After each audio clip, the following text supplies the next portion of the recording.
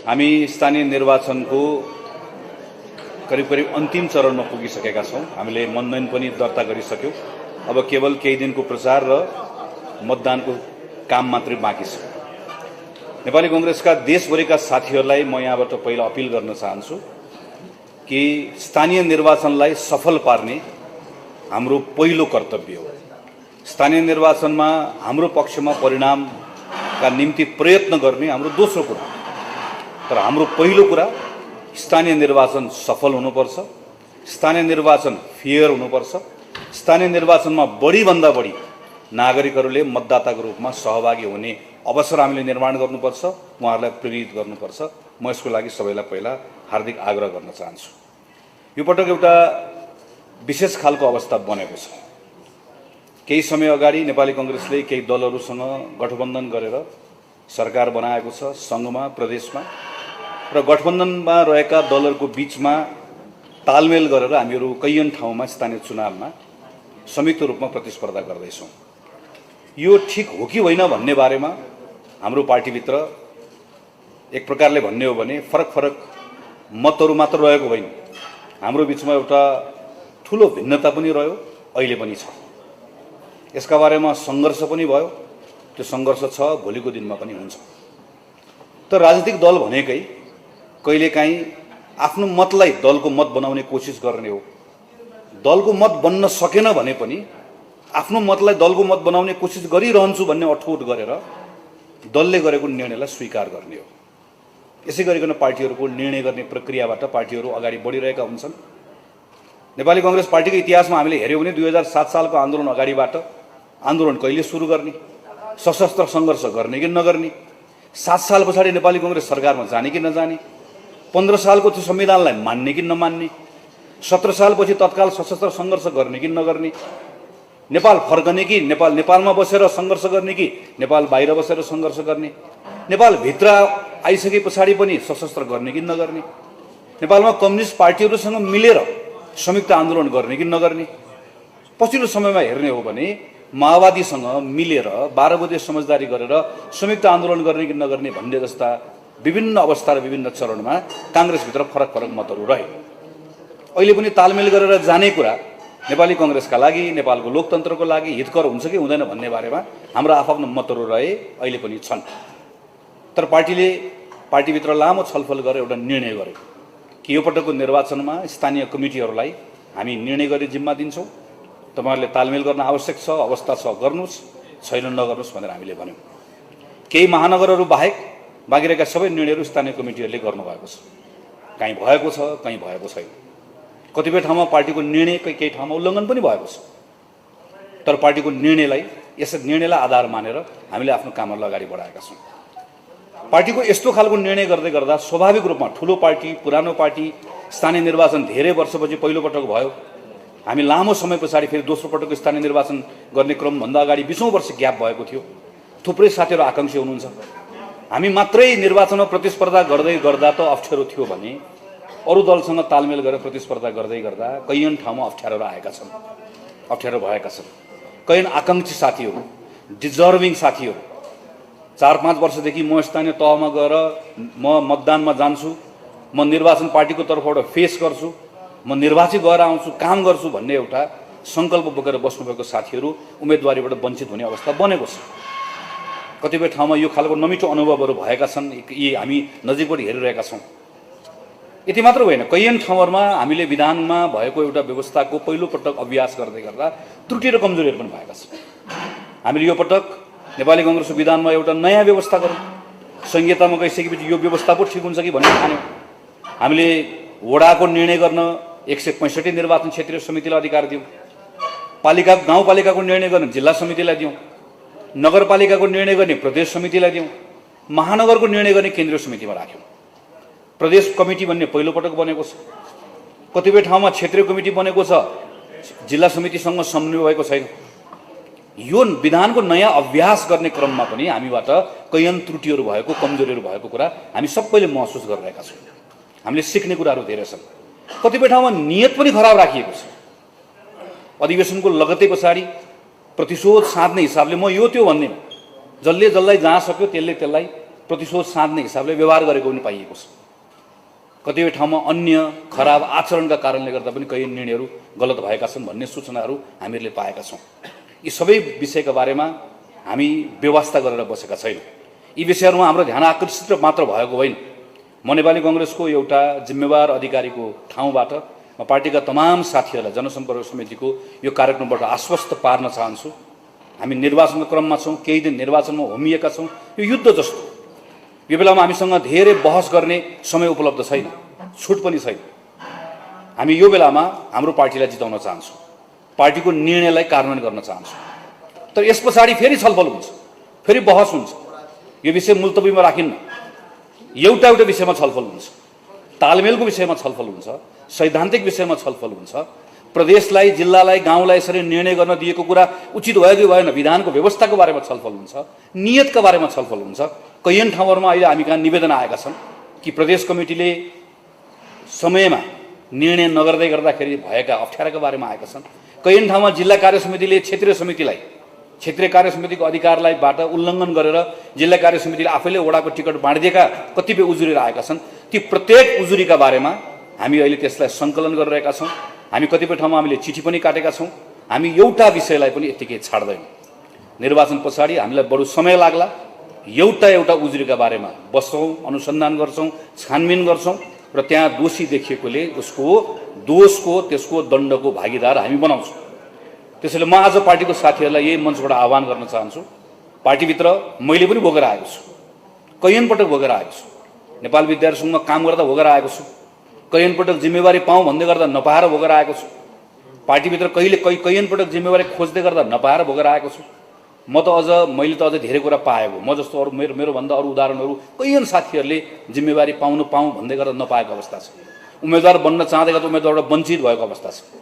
तर एउटा संसदीय राजनीतिमा अभ्यास गर्दै गरेको पार्टीको कार्यकर्ता भइसके पछाडि एउटा कुरा पनि हामीले मान्नुपर्छ कि जब पार्टी एउटा निर्णय गरेर चुनावमा होमिन्छ, त्योभन्दा अगाडिसम्म आफ्ना मतभेदहरू हुन्छन्, चुनाव पछाडि फेरि ती मतभेदहरू हुन्छन्। तर चुनावमा होमिसके पछाडि भने पार्टीको निर्णयलाई सबैले मान्नुपर्छ, सम्मान गर्नुपर्छ। म देशभरिका पार्टीका साथीहरू जसले अहिले पार्टीको निर्णयभन्दा बाहिर गएर स्वतन्त्र ढङ्गले उम्मेदवारी दिनुभएको छ, म तमाम साथीहरूलाई विनीत भएर काङ्ग्रेसको महामन्त्रीको रूपमा अनुरोध गर्न चाहन्छु। हामीसँग 2 दिन अरू समय बाँकी छ। म तपाईँहरू सबैलाई अनुरोध गर्न चाहन्छु, यो पार्टीमा हामीहरू पनि छौँ। तपाईँहरूमाथि भएको एउटा अन्यायको हिसाब किताब हुन्छ। तपाईँहरूमाथि जसलाई विभेद भएको छ त्यसको एउटा हिसाब किताब हुन्छ। तपाईँहरूको यसको क्षतिपूर्ति पनि गर्ने गरिकन न्यायको निर्णय पनि हामी गराउने त्यो ठाउँसम्म हामी पुर्याउँछौँ। तर म पार्टीको साथीलाई यो बिन्दुमा आग्रह गर्न चाहन्छु कि यो म निर्वाचनको बारेमा चिन्ता गरेर मात्र भनिरहेको छैन, निर्वाचनको परिणामलाई चिन्ता गरेर मात्र भनिरहेको होइन। पार्टीको एउटा कर्मठ साथी एउटा आवेगको निर्णयले पार्टीको निर्णयभन्दा बाहिर गएर अहिले उम्मेदवारी दिँदै गर्दाखेरि एउटा कुनै एक ठाउँमा हामी निर्वाचनमा हारौँला पनि, कोही ठाउँमा फरक पनि नपर्ला। तर कुरा त्यो होइन। कुरा पार्टीको एउटा कर्मठ साथी आवेगको निर्णयबाट पछाडि फर्केर आउने ठाउँ रहँदैन। एकपटक पार्टीको निर्णय उल्लङ्घन गरिसकेपछि फर्केर आएको साथीहरूको मैले अवस्था देखेको छु। त्यस पछाडि एउटा संसदीय निर्वाचनमा, एउटा स्थानीय निर्वाचनमा त्योभन्दा बाहिर गइसके पछाडि फेरि सहजतापूर्वक पार्टीको यात्रा अगाडि बढाउने कुरा गाह्रो भएको छ। भोलि गएर म यो पटक देखेको छु, अघिल्लो पटक स्थानीय निर्वाचनमा बागी उम्मेदवारी दिनुभएको कैयन साथीहरूलाई हामी यो पटक उम्मेदवार बनाउन चाहन्थ्यौँ। तल जिल्ला कमिटीले निर्णय पनि गर्यो। तर आज हामीले पार्टीबाट निर्णय गरेर ती उम्मेदवारहरू खारेज गर्नुपर्ने अवस्था भएको छ, किनकि पार्टीको कारबाही फुक्का भएको छैन। त्यो अवस्था आउँदो रहेछ। त्यसैले म तमाम पार्टीका कर्मठ साथीहरूलाई आग्रह गर्न चाहन्छु, पार्टीभित्र भएको जति पनि तपाईँले भोग्नु भएको छ, तपाईँका असन्तुष्टिहरू छन्, कतिपय जायज असन्तुष्टिहरू छन्, त्यसको सम्बोधन गर्ने त्यो जिम्मेवारी लिएर आयो। म तपाईँहरूले मलाई देख्नु भएको छ, नजिकबाट हेर्नु भएको छ। मैले मेरो आफ्नो विचार पार्टीभित्र राख्दै गर्दाखेरि मेरो विचार पार्टीको विचार बनाउन नसक्दाखेरि अवस्थामा पार्टीको निर्णयलाई मानेर पार्टीको निर्णय कार्यान्वयन गराउने काम गरेर म अहिले हिँडिरहेको छु, किनकि म एउटा पार्टीको कार्यकर्ता। कैयन बेलामा मेरो निर्णय फेरि पार्टीको निर्णय भएको छ। कुनै बेला नेपाली कङ्ग्रेस पार्टीले गणतन्त्र मान्नुपर्छ भन्दै गर्दाखेरि मेरो मत पार्टीको मत भयो। अस्ति भर्खर पार्टी केपी ओलीले संसद विघटन गर्नु भएपछि संसद विघटनका विरुद्ध स्वयं पार्टी सभापतिको त्यो बेलाको मत संसद पुनर्स्थापना गर्नु हुँदैन, चुनावमा जानुपर्छ भन्ने थियो। अघि साथीले प्रसङ्ग उठाउनु, तपाईँहरूकै कार्यक्रममा हामी पहिलो वक्ता भएर गएको, पहिलो कार्यक्रम गरेको। हामीले सडकमा गएर मत राख्यौँ होइन, पुनर्स्थापना गर्नुपर्छ भने त्यो मत पछि पार्टीको मत भयो। कहिले आफ्नो मत पार्टीको मत बन्छ, कहिले आफ्नो मत पार्टीको मत बन्दैन। आफ्नो कुरा राख्ने हो, सङ्घर्ष गर्दै जाने। यो विषयको सन्दर्भमा पार्टीका तमाम साथीहरूले फेरि एकचोटि म आग्रह गर्न चाहन्छु। जनसम्पर्क समितिका सभापतिहरू यहाँ आउनुहुन्छ, मेरो तपाईँलाई अनुरोध छ, तपाईँहरूको अत्यन्त ठुलो पार्टी सङ्गठनमा भूमिका छ, अजयजीले चर्चा गर्नुभयो र स्थानीय चुनावमा अझ बढी तपाईँहरूको भूमिका छ। तपाईँहरूले साथीहरूलाई सम्झाउने कुराहरूका सन्दर्भमा अझ तपाईँहरूको बढी भूमिका रहन्छ। त्यसैले म जो साथीहरू अहिले यहाँ काठमाडौँ हुनुहुन्छ, आफ्नो जिल्ला, आफ्नो वडा, आफ्नो पालिकाका साथीहरूलाई जहाँ सम्झाइदिनु पर्ने छ, यो 2 दिनको समय तपाईँले त्यसमा ध्यान दिइदिनु म आग्रह गर्न चाहन्छु। र त्यस पछाडि लगत्तै पछाडि अब काठमाडौँमा साथीहरू यहाँ देखिनु नपरोस्, भेटिनु नपरोस्, तपाईँहरू आफ्नो पालिका, आफ्नो वडा, म त्यो भन्न पनि आज आएको। जति पनि साथीहरू यहाँ हुनुहुन्छ, कर्मथलो काठमाडौँ छ, तर मतदाता तपाईँहरू बाहिरको हुनुहुन्छ। तपाईँहरूको सङ्गठनमा पकड त्यहाँ पनि छ, दुवैतिर हुनुहुन्छ, वास्तवमा भने दुवैतिर हुनुहुन्छ। यहाँको साथीहरूले सकेसम्म नगइदियोस् भन्ने चाहन्छ, अलि दिन बढी बस्थ्यो हुन्थ्यो, यहाँ पनि 2-5 भोट बढ्थ्यो भन्ने चाहन्छन्। हामीलाई के लाग्छ, हामी काठमाडौँको मानिसलाई, तर गाउँको साथीहरूले तपाईँहरूलाई खोजिराख्नु भएको छ। त्यसैले तपाईँहरू त्यहाँ गइदिनुपर्छ। म यो तपाईँहरूलाई पनि यसमा पनि आग्रह गर्न चाहन्छु। मैले अघि चर्चा गरेँ स्थानीय निर्वाचनको जुन खालको अवस्था छ, यो अवस्था चित्त बुझ्दो अवस्था छैन। यो बेलामा हामी हेर्नुहोस् त, आज 12-13 कति गते, आज 14 गते भइसक्यो। 30 गते मतदान गर्नुपर्ने, कुन उम्मेदवारको मत के छ, कुन उम्मेदवारको धारणा के छ, कुन उम्मेदवारको विचार के छ भन्नुपर्ने ठाउँमा आज यहाँ तालमेल भयो, आज यहाँ गठबन्धन भयो, आज यहाँ भत्कियो, आज यहाँ मिल्यो, जताततै हाम्रा समाचार पनि त्यही छन्, हाम्रो विषय पनि त्यही छ। फेरि हाम्रो मात्र छैन, हामीलाई गठबन्धन गर्यो भनेर हामीलाई धारे हात लाएर गाली गर्नेले क्विन्टल भन्ने फेरि पाउ छटा खोजेर हिँडेको छ। एउटा रङको छ, एकातिर मिलेको छ, अर्को रङसँग अर्कोतिर मिलेको छ। त्यहाँ हेऱ्यो भनेदेखि पनि परिवार दलदेखि विप्लवसम्म, सिके राउतदेखि चाहिँ उहाँ कोही छोडेको छ, भ्याएसम्म। अझ म देखेको छु ठाउँमा आज पनि छलफल चलिरहेको थियो, त्यो गठबन्धनको बैठक बाहिरपट्टि ढुकेर बसेको हुन्छ एमालेको स्थानीय नेता, कहाँनिर कुरा बिग्रिन्छ भनेर। अनि कुरा बिग्रियो कि हामीसँग जाउँ न, दिन्छौँ नि, उसले 5 दियो 6 दिन्छौँ नि, उसले 7 दियो 8 दिन्छौँ नि, उसले उपमेयर दियो मेयरै दिन्छौँ नि, ढुकेर बस्छ। यहाँ चाहिँ ठुलो नेता फेरि हात लाएर गठबन्धन भन्नुहुन्छ। जिल्लामा साथीहरूको बेहाल छ। म यो पक्ष त्यो पक्ष भन्दिनँ, यो कुनै पनि मेरो ठाउँबाट हेर्दै गर्दा स्थानीय निर्वाचन यस्तो हुनुपर्ने नै हो। स्थानीय निर्वाचन हामी आफ्नो दल, आफ्नो चुनाव चिन्ह लिएर लड्नुपर्ने, कसैले पनि नगर्नुपर्ने अवस्था हुने। तर यो भनिरहँदै गर्दा के कुरा बिर्सनु हुन्न भने यो अवस्थाको निर्माण कसरी भयो। 2079 सालको चुनाव यसरी हुनुपर्ने हो होइन। 2079 सालको स्थानीय निर्वाचन, प्रदेशको निर्वाचन, सङ्घको निर्वाचन योभन्दा फरक सन्दर्भमा हुनुपर्ने। यो निर्वाचनमा हामी 5 वर्षको स्थानीय चुनावमाबाट हामीले गरेका वाचाहरूको समीक्षा गरेर हाम्रा पालिका सञ्चालन गर्ने सरकारहरूको कार्यक्षमता कस्तो रह्यो त्यसको मूल्याङ्कन गरेर हामी योभन्दा अगाडिको 5 वर्ष कसरी चलाउँछौँ भनेर छलफल गर्नुपर्ने हो। तर यो अवस्था किन आयो? यो 5 वर्ष 2074 साल, 5 वर्ष अगाडि 2074 सालको वैशाखमा भएको स्थानीय निर्वाचनबाट नेकपा एमाले नेपालको सबैभन्दा ठुलो दल स्थानीय चुनावबाट बन्यो। प्रदेशको चुनाव र सङ्घको चुनावमा गएर त दुईटा पार्टी मिलेर त्यसपछि पार्टी एकता भइसके पछाडि नेपालमा एउटा यस्तो अवस्था आयो जतिखेर सङ्घमा करिब 2/3 नेपाल कम्युनिस्ट पार्टीको सरकार, प्रदेशमा 6वटा प्रदेशमा सरकार, 400 भन्दा बढी तहमा नेपाल कम्युनिस्ट पार्टी एमाले र माओवादी मिलेर पार्टी बनिसकेपछि दुईटा पार्टीको स्थानीय सरकार भएको अवस्था भयो। आज 2079 मा वैशाखको इलेक्सन, मङ्सिरमा आउने इलेक्सन सिङ्गो नेपाल कम्युनिस्ट पार्टीले गर्नुपर्ने हो।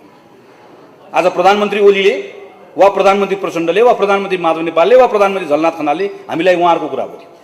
तर कुनै न कुनै नेपाल कम्युनिस्ट पार्टीको नेता प्रधानमन्त्री भएर अहिले यो सरकार चलाएर त्यसले निर्वाचन गरिरहेको हुनुपर्थ्यो। तर Nepal communist party versus Nepali कङ्ग्रेसको बिचमा सबै ठाउँमा चुनाव भइरहेको हुनुपर्थ्यो। त्यो अवस्था कसले बिगार्यो? यो 5 वर्ष के भयो? यो 5 वर्षको हिसाब किताब कसले गर्ने कि नगर्ने? यो 5 वर्षको लेखाजोखा गर्ने कि नगर्ने?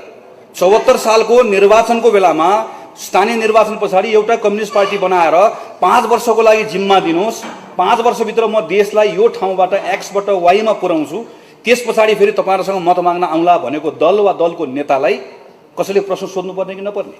यसको लेखाजोखा केही पनि छोडिदिनुहोस्, घोषणापत्र यो त्यो चुनाव उम्मेदवार छोडिदिनुहोस्।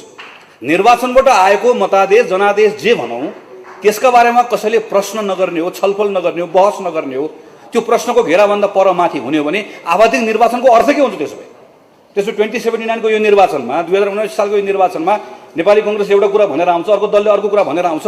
तर हामीले जे भन्यौँ, जे गऱ्यौँ, जे जिम्मा लिएर गयौँ, त्यो जिम्मा लिएर गएको कुरा पुरा गर्ने वा नगर्ने कुराको अर्थ केही पनि हुँदैन भने त्यसपछि निर्वाचनको अर्थ के हुन्छ त? त्यस कारणले गर्दा नेपाली कङ्ग्रेस पार्टीको तर्फबाट हामी के भनिरहेका छौँ, यो बेलामा कुनै पनि एउटा मतदाताले कुनै दल वा उम्मेदवार वा चिन्ह रोज्दै गर्दा एउटा दलको इतिहास, दलको विचार, दलको नेता दलको आन्दोलन, दलको पोजिसन यो हेर्नु पनि पर्छ, हेरिन्छ पनि। तर त्योभन्दा पनि महत्त्वपूर्ण कुरा, योभन्दा पछिल्लो निर्वाचनमा कुन सन्दर्भमा निर्वाचन भयो, कसले के जिम्मा पायो, त्यो जिम्मा पुरा गरे कि गरेन भनेर हेर्नै पर्छ। त्यसैले हामीले हाम्रो सङ्कल्प पत्र, प्रतिबद्धता पत्रमा हामीले सङ्कल्प पत्रमा जनताको बिचमा भन्यौँ, आवधिक निर्वाचनमा दलले कुनै गरेको कामको लेखाजोखा गर्ने हो। 2079 सालमा जिम्मा पाएको नेपाल कम्युनिस्ट पार्टीले सरकार चलाउने जिम्मा पाएको, सरकार चलाउने जिम्मा मात्र होइन, 5 वर्षको नेपालको सबैभन्दा अनुकूलता पाएको, खेर गयो 5 वर्ष। यो 5 वर्ष खेर गएकोमा कसले माफी माग्यो? यो 5 वर्ष सिङ्गो नेपाल देशको खेर गयो, नेपाली जनताको खेर गयो। यत्रो ठुलो आन्दोलन, निर्वाचन पछाडि यस्तो स्थिरता र अनुकूलताको 5 वर्षको लाभ के कांग्रेस, के एमाले, के माओवादी, के ओली, के देउबा, के प्रचण्ड, के माधव नेपाल, के झलनाथ खनाल, सबको परिवारले, सब नेपालीले प्राप्त गर्नुपर्ने हो। तर खेर गयो, सबको खेर गयो। म एमालेको मात्र, माओवादीको मात्र भन्दिनँ, कांग्रेसको मात्र होइन, हामी सबैको खेर गयो। जिम्मा कसले लिने हो? मैले लिने हो? म नेपाली कङ्ग्रेसको सांसद गगन थापाले लिने हो कि कसले लिने हो त जिम्मा? नेपाली कङ्ग्रेस पार्टीले त गएको चुनावमा त प्रतिपक्षमा बस्ने जिम्मा पाएको। हामीले पाएको जिम्मा भनेको त प्रश्न गर, आलोचना गर, खबरदारी गर, संसदमा भाऊ, सडकमा जाऊ, प्रतिरोध गर, यही जिम्मा पाएको हो नि। 5 वर्षको जिम्मा पाएको एउटा पार्टी जसले आफूले पाएको जिम्मा पुरा गर्न सकेन, जसले आफूले एउटा बस चलाएर एउटा पोइन्टबाट अर्को पोइन्टमा पुर्याउनु पर्ने ठाउँमा त्यो बस स्टपमा पुर्याएपछि देखिस् यसरी ल्याएँ, फेरि जिम्मा देऊ, अर्को ठाउँमा पुर्याउँछु भन्नुपर्ने ठाउँमा आफूले चलाएको बसलाई भिरबाट खसालिदिएको छ। भिरबाट खसालिदिइसके पछाडि आधा तल खसेर डिलमा, कहीँ डिलमा समातेछन्, कोही बुट्टामा समातेछन्, हामी यहाँ छौँ भनेर कराएका छन्। अनि डिलबाट खसाल्ने छाती ठोकेको छ, ल हेर बहादुरी, हेर यसरी खसाले भन्छ। फेरि जिम्मा दिने, फेरि जिम्मा दिएपछि के गर्ने हो त? फेरि खसाल्ने। पहिलोपल्ट अस्ति खसालेको जिम्मा कसले लिने हो? अस्ति खसालेको बारेमा उत्तर कसले दिने हो? खेर गएको 5 वर्षको बारेमा जवाफ कसले दिने हो? यो प्रश्न हामीले उठाउनै पर्छ। नेपाली कङ्ग्रेस पार्टीले 2048 सालमा यस्तो जिम्मा लिएर गएको थियो, बहुमत पाएको थियो, भिरबाट बस खसाल्यो। म पनि सम्झन्छु, केटी थिएँ, चुनावमा भोट माग्न जाँदै गर्दाखेरि अप्ठ्यारो लाग्थ्यो।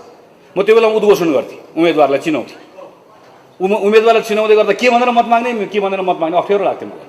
त्यसैले म भाषण नगरेर उद्घोषण गर्न सजिलो मान्थेँ। अब फलाना आउँदै हुनुहुन्छ भने गयो, बोल्दा त भोट माग्नु पर्यो, के भनेर माग्ने? 48 मा बहुमत पाएको छ, आफै दलभित्र झगडा गरेर 36 र 74 भएर पार्टी फुटाएर बिजोग बनाएको छ। त्यो अनि हामी भोट माग्न गएका छौँ, गाली चाहिँ कसलाई गर्नु छ भने नेकपा एमाले गर्दा भन्नुहुन्छ। बहुमत आफूले पाएको छ, अब ठ्याक्कै त्यो होइन हालत। जनताले हामीलाई देखाइदिए, जनताले हामीलाई देखाइदिए, तिमीले खेर फाल्यौ, त्यस कारणले गर्दा तिमी अब दोस्रो पार्टी भनेर बनाइदिए हामीलाई। 56 सालमा एमाले र माले त्यस्तै भयो, जनताले फेरि देखाइदिए। 64 सालमा माओवादीले सबभन्दा ठुलो दल भएर गयो, त्यत्रो संविधान सभा चलाउन पाएको थियो, लार्जेस्ट पार्टी थियो, 3 टुक्रा भयो, वैद्यको माओवादी, बाबुरामको माओवादी, उसको माओवादी, यसको भयो, विप्लवको माओवादी भयो। 70 सालमा देखाइदियो जनताले। जनताले निर्वाचनमा त्यो ताकत प्रयोग गर्ने हो। दलसँग जनता डराउने होइन, जनतासँग दल डराउनु पर्छ, नेता मतदातासँग डराउनु पर्छ, त्यो अवस्था बनाउने हो। त्यही कुरा हामीले हाम्रो सङ्कल्प पत्रमा राख्यौँ। तर यति मात्र होइन, हामीले भन्यौँ अबको 5 वर्ष हामीलाई जिम्मा दिनुहोस्, हामी जिउँदैछौँ, 5 वर्ष हामीलाई जिम्मा दिनुहोस्, हामी जिउँदै रहन्छौँ। 5 वर्षपछि जिम्मा लिएर जाँदै गर्दा यो 5 वर्ष चलाउन सकेनौँ भने, जिम्मा लिएको पुरा गर्न सकेनौँ भने फेरि हामीलाई धुलोमा झार्नै पर्छ, फेरि हामीलाई भुइँमा पछार्नै पर्छ। हामीलाई भुइँमा पछार्यो भने त्यो बेलामा हामीले के भन्न पाउनुहुन्न फेरि भने 15 सालमा बिपी कोइरालाले गर्नुभएको सम्झनुहोस् न, भोट हाल्नुहोस् होइन। 79 मा जिम्मा लिएकोले 79 मा के गर्यो, 80 मा के गर्यो भने बताउनु पर्यो। जिम्मा लिने 79 मा, गफ गर्ने 15 सालमा, 7 सालमा हाम्रा नेताहरूले क्रान्ति गरेर आउनुभएको, त्यो गफ गर्न पाइएन। अहिलेको जिम्मा लिएको भन्नु पर्यो। त्यसैले 5 वर्ष हामीलाई जिम्मा दिनुहोस् भन्ने अपिल लिएर जनताको बिचमा आएका छौँ। स्थानीय सरकार 5 वर्ष चलायौँ, हामीले कहीँ चलायौँ, हामी कहीँ प्रतिपक्ष भएर बस्यौँ। स्थानीय सरकारको हाम्रो अनुभव रह्यो, केही मिठो अनुभव, केही नमिठो अनुभव, केही तितोपिरो अनुभवहरू रहे। स्थानीय सरकारलाई नियन्त्रण गर्न खोज्यौँ हामीले, कानुन बनाइदिएनौँ, मापदण्ड बनाइदिएनौँ, स्रोत दिएनौँ। स्थानीय सरकार पनि अलमल्ली आफै हामी त्यो सङ्घमा गएपछि हामी धनधनीबाट मुक्त भयौँ। हामीले कर्मचारी हेर्नुहोस् त, अहिले पनि अस्तिसम्म यो आचार संहिता लाग्नुभन्दा अगाडिसम्म स्थानीय सरकारका प्रमुखहरू यहाँ आएर लाइन बसेका सिंहदरबार। के को सिंहदरबार गाउँ गाउँ जानु, गाउँका मुखियाहरू सबै सिंहदरबार आउनु परेको छ मलाई यो प्रमुख चाहियो भनेर। त्यहाँ मिलाएन। यो पनि कुनै एउटा पार्टीले पनि, हामीले अस्तिको सरकारले पनि गर्यो, हामीले पनि गर्यो, यसलाई सच्याएनौँ हामीले। स्थानीय सरकारले पनि थुप्रै ठाउँमा भ्रष्टाचारका थुप्रै इतिहास रचना गरिकन काम गरेको हामीले देख्यौँ। कैयन ठाउँमा स्रोतको दुरुपयोग भएको छ। रातारात मानिसहरू चाहिँ स्थानीय सरकारमा आएका मानिसहरूले जनताको सेवा गर्ने भन्दा पनि आफ्नो घर भर्ने, आफ्नो भकारी भर्ने काम पनि गरेको पनि हामीले पायौँ। कहिले राम्रो काम गरे, कोरोनामा राम्रो काम गरे, शिक्षामा राम्रो काम गरे, स्वास्थ्यमा राम्रो काम गरे। यो सबै अनुभवबाट सिकेर हामी जनताको बिचमा आउँदै गर्दा, हामी यो पटक स्थानीय सरकारको दाबी गर्न आउँदै गर्दा हामीले केही कुराहरू अगाडि सारेका छौँ। हामीले भन्यौँ पहिलो कुरा मौलिक हक। संविधानमा यो यो यो नागरिकको हक हो भनेर लेखिसकेपछि त्यो हक जनताले पाउने र सरकारले पुरा गर्ने कुरा सङ्घको सरकारले मात्र होइन, सबैभन्दा बढी स्थानीय सरकारले गर्नुपर्छ। हामीले बनाएको 10 वटा सिद्धान्तमा हामीले भन्यौँ पहिलो कुरा नागरिकको स्वतन्त्रता, दोस्रो कुरा भनेको स्थानीय सरकारको सन्दर्भमा उठेको सबभन्दा महत्त्वपूर्ण विषय भनेको स्थानीय सरकारको असल शासन, जवाफदेहिता, पारदर्शिता। नेपाली कांग्रेस निर्वाचित भएको स्थानीय सरकारले नागरिकको स्वतन्त्रताका सन्दर्भमा हामी यो गर्छौँ, हाम्रो कमिटमेन्ट। विधिको शासनलाई मानेर पारदर्शिताको सन्दर्भमा यो गर्छौँ भनेर हामीले आफ्नो मतलाई, हाम्रो आफ्नो विचारलाई हामीले अगाडि सारेका छौँ। स्थानीय सरकारको सबैभन्दा महत्त्वपूर्ण कुरा भनेको सेवा प्रवाह। त्यो सेवा प्रवाह गर्ने कुराको सन्दर्भ उदाहरण रूपमा दिन्छु। जस्तो अपाङ्गता भएको व्यक्ति, ज्येष्ठ नागरिक भएको व्यक्ति, अत्यन्त असहाय व्यक्तिलाई स्थानीय सरकारबाट लिनुपर्ने सेवा, चाहे त्यो गाउँपालिका होस् चाहे त्यो नगरपालिका होस्, त्यो घरमा पुर्याउनुपर्छ। हामीले भन्यौँ काठमाडौँ महानगरपालिका वा ठुल्ठुलो नगरपालिका र महानगरपालिकाहरूमा जहाँ हाम्रो खालको लाइफस्टाइल भएको मानिसहरू हामी धेरै बस्छौँ, हामी वर्किङ पेरेन्ट्सहरू छौँ, म पनि काम गर्छु, मेरो श्रीमती पनि काम गर्छ, तब हामी धेरै जसो यही हो। यस्तो खालको ठाउँहरूमा स्थानीय सरकारले दिने सेवाका सन्दर्भमा सार्वजनिक बिदाको दिनमा सेवा हाट चलाउनुपर्छ। अर्थात् महिनाको एउटा शनिबार बिहान 7 बजेदेखि बेलुका 9 बजेसम्म स्थानीय सरकार सबको लागि खुला हुनुपर्छ। बिदाको दिनमा गएर नागरिकले सेवा लिन पाउनुपर्छ। यी सानसाना कुराहरू हामीले हाम्रो सङ्कल्प पत्रमा यस्तै सानसाना कुराहरू राख्यौँ। नीतिगत कानुनी संयन्त्रको विकास गर्ने कुरा स्थानीय सरकारमा अर्को अत्यन्त खड्केको विषय हो। स्थानीय सरकारमा अर्को खड्केको विषय भनेको स्रोतको व्यवस्था हो। स्थानीय सरकारले यो पनि गर्छु त्यो पनि गर्छु भन्छ, तर स्रोत कहाँबाट ल्याउँछ? स्रोतको व्यवस्थापन कसरी गर्ने? स्थानीय सरकारले अर्को गर्न नसकेको गर्नुपर्ने कुरा भनेको साझेदारी हो। साझेदारी भनेको काठमाडौँ महानगरपालिकाले ललितपुर महानगरपालिकासँग साझेदारी गरेन भने ललितपुरमा साइकल लेन बन्छ, अनि ललितपुर महानगरपालिका कस्तो राम्रो काम गर्यो, साइकल लेन बन्द भन्यो, अनि 7 बाटो साइकल चढेर आयो, सुई साइकल चढेर आयो, अनि कोपण्डोले आएपछि साइकल बोक्यो फेरि, किन त साइकल लेन छैन। काठमाडौँ उपत्यकाको नगरपालिकाले त साझेदारी गर्नु पर्ला नि त, एक ठाउँ बसेर एकीकृत मास्टर प्लान बनाउनु पर्ला, ट्रान्सपोर्टेसन प्लान बनाउनु पर्ला। हामीले यसलाई सोच्यौँ। हामीले भन्यौँ हाम्रो स्थानीय सरकार भनेको सामाजिक रूपान्तरणको अभियान्ता हो। हामीले कैयन वडा अध्यक्षहरूले महिलालाई बोक्सीको आरोपमा दिशा खुवाएको स्टोरीहरू लेख्यौँ। हामीले कैयन मेयर साहबहरू जातीय छुवाछुतको घटनामा संलग्न भएको कथाहरू पढायौँ। गर्न पाइन्छ? जातीय छुवाछुत नभएको देश, महिलामाथि हिंसा नभएको देश नेपाल हो भनेर संविधानमा लेखिएको कुरालाई कार्यान्वयन गर्ने कुराको नेता, त्यसको अभियन्ता सामाजिक रूपान्तरणको स्थानीय सरकार होइन। हामीले भन्यौँ स्थानीय सरकारले एभिडेन्समा आधारित, प्रमाणमा आधारित नीतिहरू बनाउनुपर्छ। हामीले भन्यौँ स्थानीय सरकारले नागरिकसँगको सम्बन्ध केवल मतदाताको सम्बन्ध होइन। तपाईँ आफै सोच्नुहोस् त, तपाईँको गाउँपालिका वा नगरपालिका या वडाको अध्यक्षलाई वा नगरपालिकाको प्रमुखलाई तपाईँ कार्यालयमा भेट्न गए बाहेक, तपाईँले कुनै ठाउँमा योजना माग्न गए बाहेक र चुनावको बेलामा बाहेक अरू बेलामा तपाईँको स्वतः सहभागिताको कुनै संयन्त्र तपाईँको गाउँमा बनेको छ, तपाईँको नगरमा बनेको छैन। किनकि हामीले यो कोणबाट सोचेनौँ स्थानीय सरकार बलियो बनाउने भनेको नागरिकलाई बलियो बनाउने, र हामीले त्यसपछि भन्यौँ यो सबै कुराहरू गर्नको लागि सबैभन्दा महत्त्वपूर्ण कुरा भनेको हामीलाई leader, local leader, dynamic local leader चाहिएको छ। हामीलाई अब मेयर साहब चाहिएको छैन। के को मेयर साहब? गाउँ जहाँ गयो भने मेयर साहब आउनुभयो, मेयर साहब बस्नु, के को साहब, कहाँको साहब? सबैभन्दा नजिक स्थानीय सरकारको जनतासँग बिचमा बसेर त्यही अङ्गालो हालेर हामीले साप भन्न साथै ऊ कहाँ पुग्यो, कुर्सीमाथि पुगिहाल्यो। साप भन्न साथै साइकल चढ्नु पर्ने मेयर गाडीमा पुगिहाल्यो। साप भन्न साथै हिँडेर जानुपर्ने ठाउँमा प्लेन चढ्ने भयो। त्यो साप भन्ने ठाउँबाट यसपल्ट मेयरलाई तल भुइँमा ओह्राल्नु पर्यो, तल चकडीमा बस्ने मेयर बनाउनु पर्यो हामीले। यसको आधारमा हामीले स्थानीय सरकारको यसलाई ओभरअल यसलाई चेन्ज गर्नु पर्यो भन्ने हिसाबले हामीले स्थानीय सरकारको सङ्कल्प पत्र तयार गर्ने क्रममा काम गऱ्यौँ। यसपछि स्थानीय सरकारका केही जिम्मेवारी छन्। संविधानले अनुसूची 8 र 9 मा यो गर भनेको छ। गर भन्ने काम नगर्ने, नगर भन्ने काममा ठुल्ठुलो कुरा गरेर हुँदैन। हामीले भन्यौँ एजुकेसन, उदाहरण मात्र दिन्छ एउटा दुईवटा, म लामो गर्दिनँ। एजुकेसनमा सङ्घको सरकारले गर्ने थुप्रै कामहरू छ, हामीले लेख्यौँ हाम्रो घोषणापत्र सङ्कल्प पत्रमा। तर यो सङ्घको सरकारले गर्ने हो है, यो सङ्घको सरकारले गरिरहँदै गर्दा यो भित्र स्थानीय सरकारले गर्ने चाहिँ 1 2 यो काम हो है। स्वास्थ्यको सन्दर्भमा पनि हामीले भन्यौँ स्थानीय सरकारले गर्ने ठुलो कामहरू छ, तर स्थानीय सरकारले गर्ने त्यो ठुलो कामभित्र, सङ्घको सरकारले गर्ने ठुलो कामभित्र स्थानीय सरकारले गर्ने सानसाना कामहरू छन्। ती सानसाना कामहरू के हुन सक्छन्, लामो हामीले छलफल गऱ्यौँ र सानसाना कामहरू टिपेर हाम्रो हामीले स्थानीय सरकारको काममा सानसानो कुरा लेख्यौँ। हामीले एग्रिकल्चरको सन्दर्भमा करिब 3 खरब रुपियाँको नेपाली अहिले कुरा आयो, केरा किन्छौँ हामी, यो किन्छौँ त्यो किन्छौँ भन्दै गर्दा त्यसलाई जोड्यो भने 3 खरब हुन्छ। त्यो 3 खरब रुपियाँको आयात जुन छ हामीले गर्छौँ, यसलाई घटाउने भनेर सङ्घको सरकारले योजना भन्नु पर्सि बजेटमा आउँछ। जनार्दन शर्माजीले बजेट पढ्नुहुन्छ, यसपालि घटाइने छ भन्छ। तर त्यो घटाइने छ भन्ने कुरामा स्थानीय सरकारले काम गरेन भने केराको उत्पादन चाहिँ कहाँबाट बढ्छ? अनि त्यो केराको उत्पादन एउटा स्थानीय सरकारले केराको उत्पादन गर्छ, अर्को स्थानीय सरकारले भारतको केरा ल्याएर खान्छ।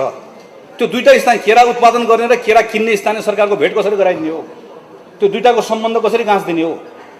हामीले हाम्रो स्थानीय हाम्रो घोषणापत्रमा त्यही कुराकानी गर्यौँ। हामीले भन्यौँ स्थानीय सरकारले कर लगाउँदै गर्दाखेरि करले मानिसहरूलाई स्थानीय सरकारसँग पर धकेल्नु हुँदैन, स्थानीय सरकारसँग झन् नजिक ल्याएर जोड्नुपर्छ। हामीले भन्यौँ यो पटक स्थानीय सरकारले करोडौँ रुपियाँ तालिममा खर्च गरेको छ। अहिले काठमाडौँमा गार्मेन्ट जति पनि छ, नेपालभित्र भएको गार्मेन्टहरू, तपाईँ हामीले लगाएको लुगा जुन छ, यो गार्मेन्ट नेपालभित्र भएको गार्मेन्टले तपाईँ हामी नेपाली सबैलाई पुग्ने लुगा उत्पादन गर्न सक्ने क्षमता राख्छ। त्यो गार्मेन्टले तर उत्पादन गरेर बजार पाइरहेको छैन। त्यो गार्मेन्टले उत्पादन गरेर बजार नपाउनुको एउटा थुप्रै कारण छ। त्यो मध्येको एउटा कारण भनेको उसले काम गर्ने श्रमिक पाइरहेको छैन। गार्मेन्टमा काम गर्ने श्रमिक को छ भनेर तपाईँ खोज्न जानुभयो भने, पत्रकार साथी हेर्न जानुभयो भने तपाईँले नेपालभन्दा बाहिरको एउटा निश्चित एउटा देशको एउटा समुदायको नागरिक मात्र भेट्नुहुन्छ। तर उहाँ पर डडेलधुराको एउटा पालिकाले ट्रेनिङ दिन्छ। के को ट्रेनिङ दिन्छ? बेकरीको ट्रेनिङ दिन्छ। उहाँ पर 5 थरको एउटा नगरपालिकाले महिलालाई ट्रेनिङ दिन्छ। के को ट्रेनिङ दिन्छ? सिलाइ बुनाइको ट्रेनिङ दिन्छ। तर काठमाडौँमा खोलेको गार्मेन्टमा कस्तो मान्छे चाहिएको छ? काठमाडौँमा खोलेको गार्मेन्टमा काम गर्ने मान्छे चाहिएको छ। अब रोजगारी भनेको के हो? रोजगारी भनेको त्यहाँ गएर कसैले बरिस्टाको ट्रेनिङ दिएर, बेकरीको ट्रेनिङ दिएर रोजगारी पाउँछ? त्यो डडेलधुराको गाउँपालिकाले काठमाडौँको गार्मेन्टमा श्रमिक चाहिएको छ भन्ने कुरा कसरी खोज्ने हो? त्यो दिमाग कहाँबाट ल्याउने हो? त्यो विचार कसरी गर्ने हो? कसरी जोड्ने हो?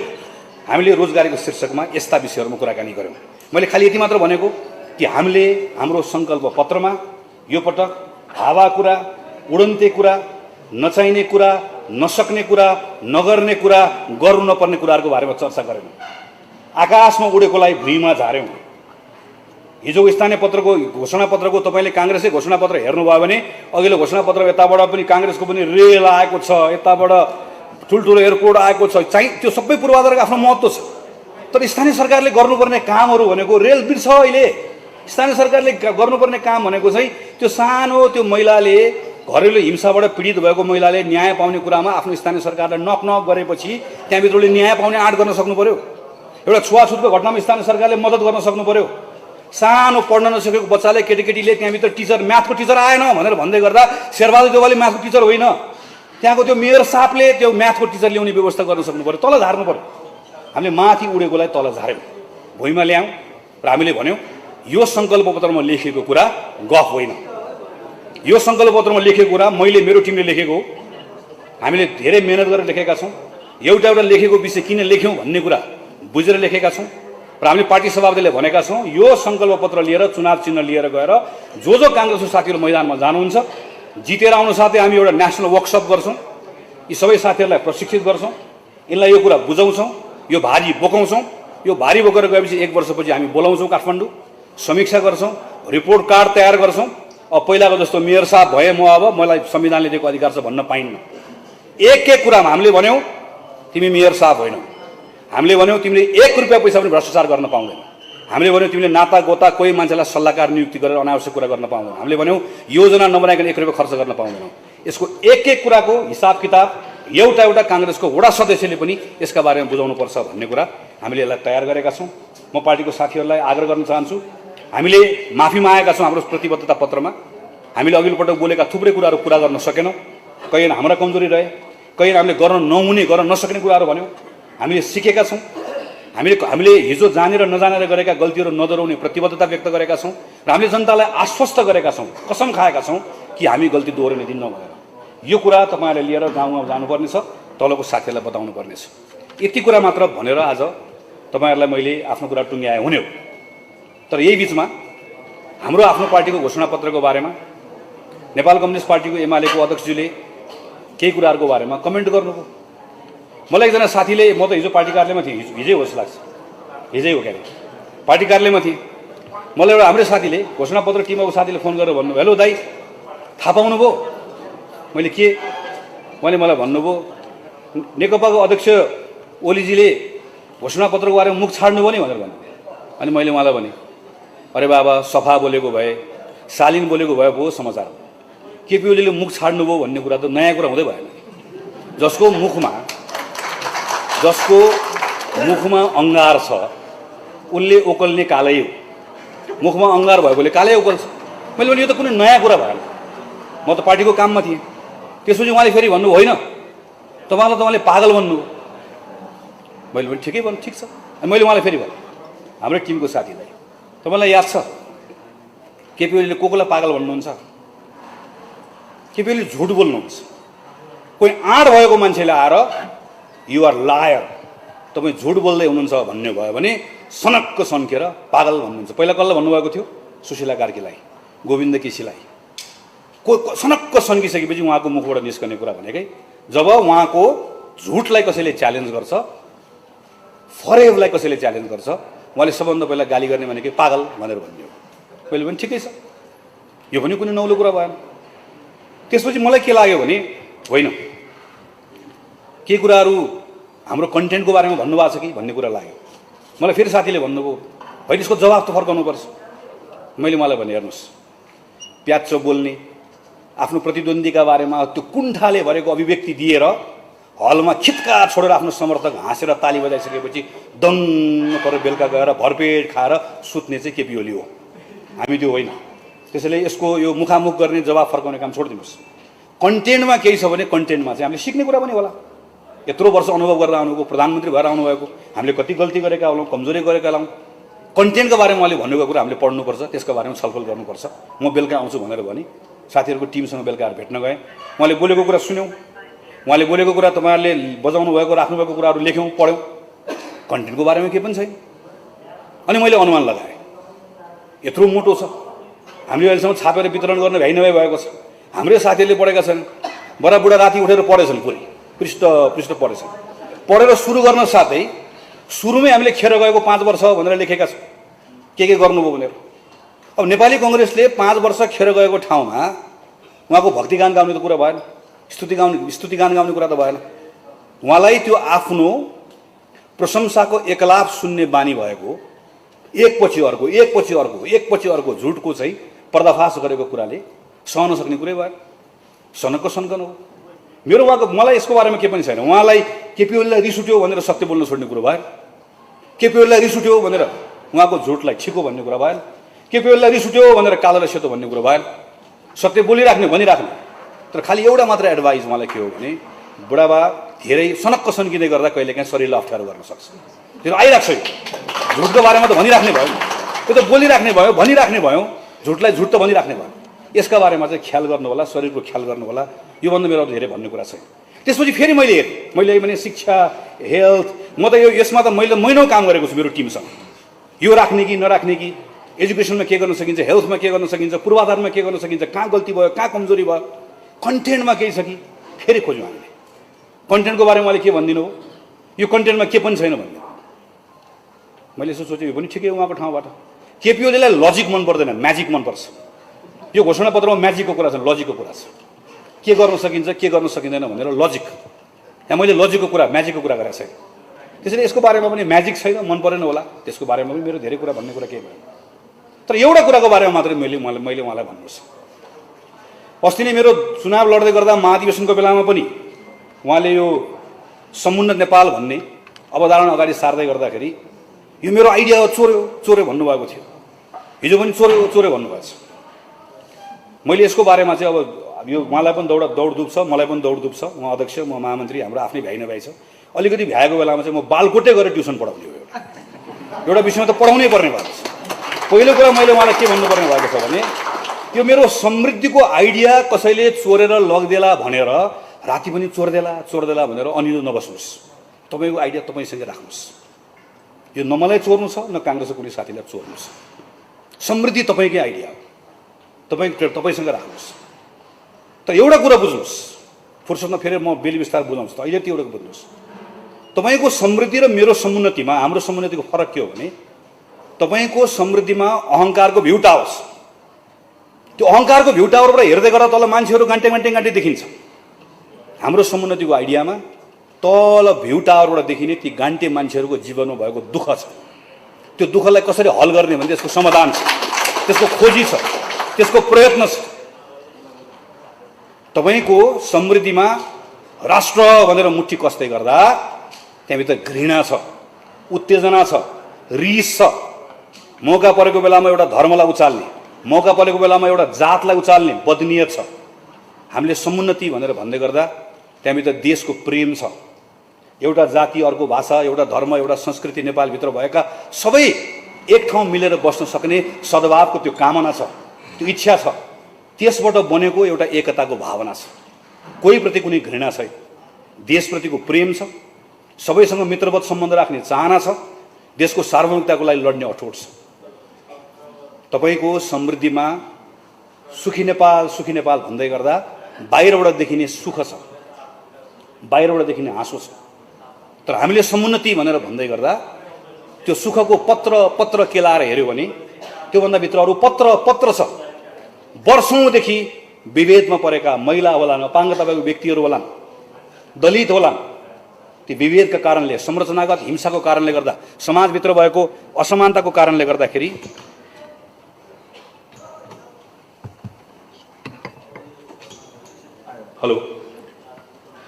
त्यसको कारणले गर्दाखेरि आएका त्यहाँभित्रका वेदना छ।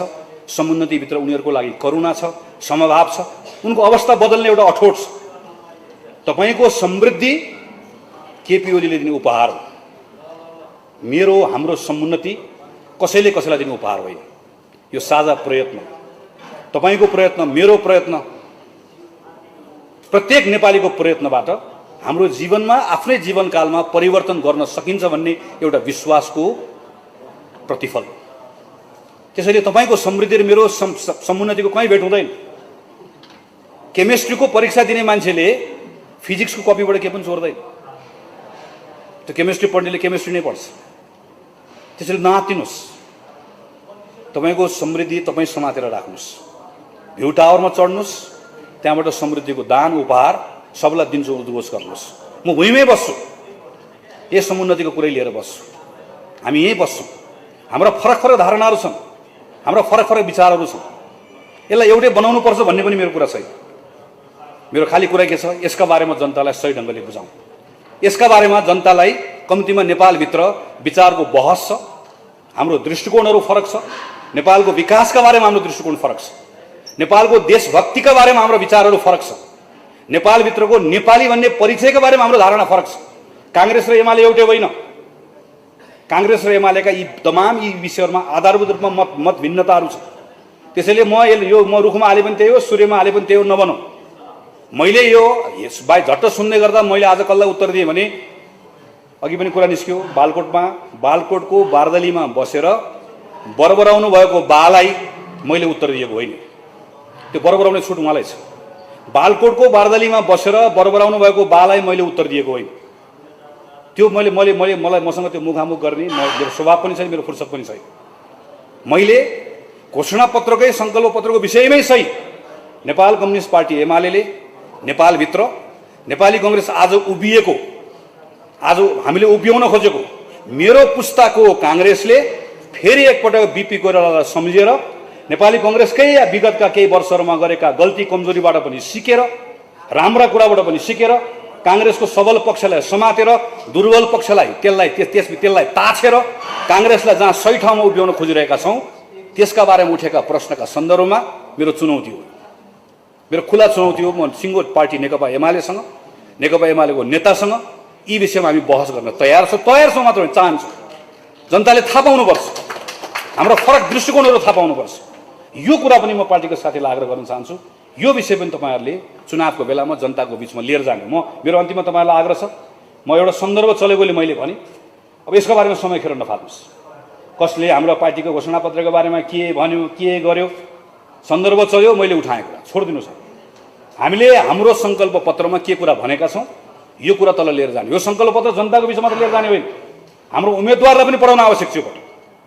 किनकि त्यो उम्मेदवारले एउटा के सोचेको होला भने कांग्रेसको सङ्कल्प पत्रमा लेखे होला नि, केटाहरूले नयाँ नयाँ आएका छन् महामन्त्रीहरू लेखे होला नि, भोलि भएपछि त मेयर साहब कोही कांग्रेसको मान्छे बन्न खोज्छ भने चकटीमा कांग्रेसको त्यो मेयर साहबलाई हामी यो सङ्कल्प पत्रमा जे लेखेका छौँ त्यो गराएर छाड्नु। 1 रुपियाँ पैसा कुनै कांग्रेसको वडा अध्यक्षले, कुनै कांग्रेसको मेयरले सोचेको छ भने यो चुनावमा मैले अलिअलि खर्च गर्छु त्यसपछि उठाउँछु भन्ने सोचेको छ भने घर बेच, जग्गा बेच, तिम्रो निजी कुरा हो। तर 1 रुपियाँ पैसा राज्यको ढुकुटीबाट अपचलन गर्न नदिने अनुगमनको संयन्त्र पनि बनाउँछौँ, पार्टीभित्रको विधि विधानमा पनि सुधार ल्याउँछौँ, त्यो ठाउँमा ल्याएर गर्छौँ भन्ने कुराको हाम्रो सङ्कल्प हो। यो हाम्रो पुस्ताको कांग्रेसले लेखेको सङ्कल्प पत्र यो यत्तिकै यो छापेर पढ्नको लागि बनाएको होइन, गराएर छाड्छौँ। हामी गराउन सकेन भने आफ्नो पराजय सम्झन्छौँ र पराजय हामीले स्वीकार्य छैन। यो कुरा पनि तपाईँहरूले तलको हाम्रो उम्मेदवार साथीहरूलाई पनि पुर्याउनु पर्नेछ। म फेरि एकपटक यो कार्यक्रम मार्फत आम पार्टीको साथीलाई अपिल गर्छु। मैले अघि पनि भने पार्टीभित्र हाम्रा केही विषयहरूमा मतान्तर छन्, रहन्छन्। भोलि फेरि बस्छौँ, 31 गतिपछि फेरि पार्टीको बैठक सुरु गर्छौँ, छलफल गर्छौँ, सैद्धान्तिक विषयमा गर्छौँ, व्यवहारिक विषयमा गर्छौँ।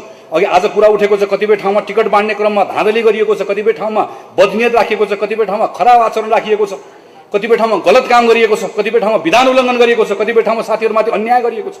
त्यो प्रत्येक कुराको हिसाब किताब हुन्छ, त्यो प्रत्येक कुराको बारेमा छलफल गर्छु। त्यसको समय आउँछ। म यति मात्र आग्रह गर्छु, यो तपाईँले एकपल्ट आफ्नो आवेगलाई नियन्त्रण गर्नुपर्नेछ, कांग्रेसको संस्थापक नेताहरूलाई सम्झाउनु पर्नेछ। यति दुःख गरेर पार्टीको साथीहरूले पार्टी बनाएको छ, एउटा साथीको आवेगले गर्दाखेरि चाहिँ त्यो पार्टीको परिणाम छोडिदिनुहोस्, परिणामको चिन्ता गरेको होइन। तर थुप्रै साथीहरू जसले यो पटक है भनेर कांग्रेसमा लाग्नु भएको साथी छ, एउटा साथीको गलत निर्णय त्यसको प्रतिक्रियामा हामीले देखाउने आवेग, त्यो आवेगको कारणले गर्दा पार्टीको आम साथीहरूलाई पर्न जाने पीडा, यसका बारेमा सचेत भएर, यसका बारेमा सतर्क भइदिएर पार्टीको साथीहरू जसले स्वतन्त्र उम्मेदवारी हाल्नु भएको छ, म सब साथीहरूलाई कांग्रेसको महामन्त्रीको यो जिम्मेवारीबाट 2 हात जोडेर उहाँहरू सबलाई विनीत भएर आग्रह गर्न चाहन्छु। तपाईँहरूको बारेमा हामी फेरि छलफल गर्छौँ, तर अहिलेको लागि आफ्नो उम्मेदवारी फिर्ता लिदिन आग्रह गर्दै जनसम्पर्क समितिको साथीहरूलाई तपाईँहरू पनि तत्काल सम्पर्क समितिका साथीहरूले तपाईँहरू पनि तत्काल आफ्नो जिल्ला गाउँ फर्कनको निम्ति हार्दिक अनुरोध गर्दै मेरो आफ्नो कुरा टुङ्ग्याउँछु। धन्यवाद, नमस्कार, जय नेपाल।